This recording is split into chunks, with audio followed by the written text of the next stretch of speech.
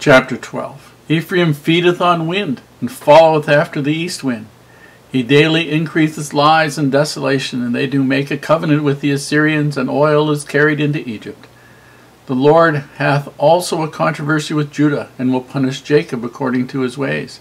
According to his doings will he recompense him. He took his brother by the heel in the womb, and by his strength he had power with God. Yea, he had power over the angel, and prevailed. He wept, and made supplication unto him. He found him in Bethel, and there he spake with us. Even the Lord God of hosts, the Lord is his memorial. Therefore turn thou to thy God, keep mercy and judgment, and wait on thy God continually. He is a merchant. The balances of deceit are in his hands. He loveth to oppress. And Ephraim said, Yet I am become rich. I have found me out substance. In all my labors they shall find none iniquity in me that were sin. And I that am the Lord thy God from the land of Egypt will yet make thee to dwell in tabernacles, as in the days of the solemn feast. I have also spoken by the prophets, and have multiplied visions, and used similitudes by the ministry of the prophets. Is there iniquity in Gilead? Surely they are vanity. They sacrifice bullocks in Gilgal. Yea, their altars are as heaps in the furrows of the field. And Jacob fled into the country of Syria, and Israel served for a wife, and for a wife he kept sheep. And by a prophet the Lord sought Israel out of Egypt, and by a prophet was he preserved. Ephraim provoked him to anger most bitterly, therefore shall he leave his blood upon him, and his reproach shall his Lord return unto him.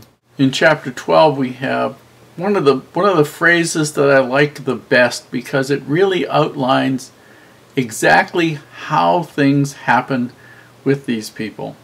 And it's the very first part of chapter 1. Ephraim feedeth on wind. And what that means is Ephraim, as being symbolic of the entire northern 10 tribes, is eating or feeding or looking for substance on something that has no substance. Wind has no substance. Can't be weighed, can't be measured. And it has no nutritional value.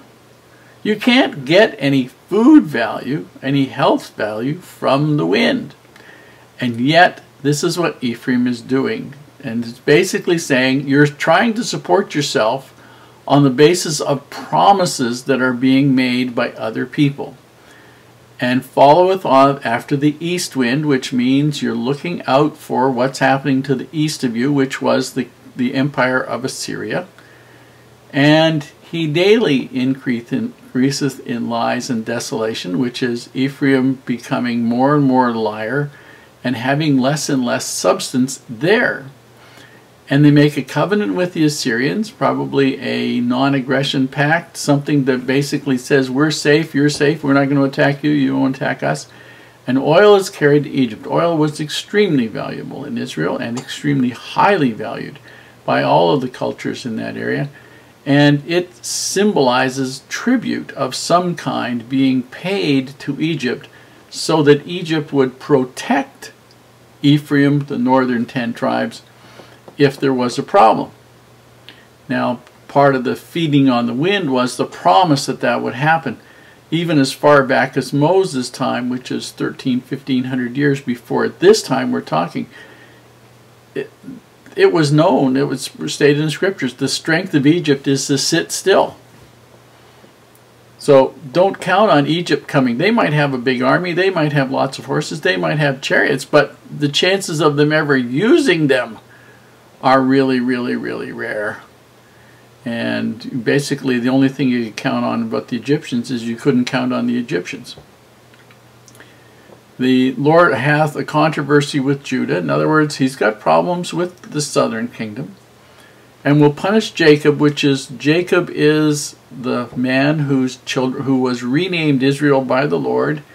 And the 12 tribes are the descendants of his 12 sons. So Naphtali and Asher and Gad and Benjamin and Judah and Ephraim and Manasseh and Naphtali and all the rest were all his sons. And he was going to punish them according to the doings.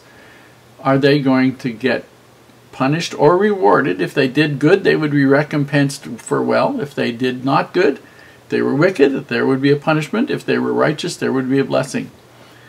And then it talks about Jacob and how he took his brother's heel from the womb, Esau, and basically some of the things he did.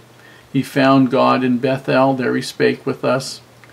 And the Lord is his memorial, the covenant that he made to honor, that he would honor Jacob as Jacob honored God, was his memorial. And Ephraim is described as, he is a merchant. It might look as though this talks about God, but this is talking about Ephraim. Ephraim is a merchant. The balances of deceit are in his hands.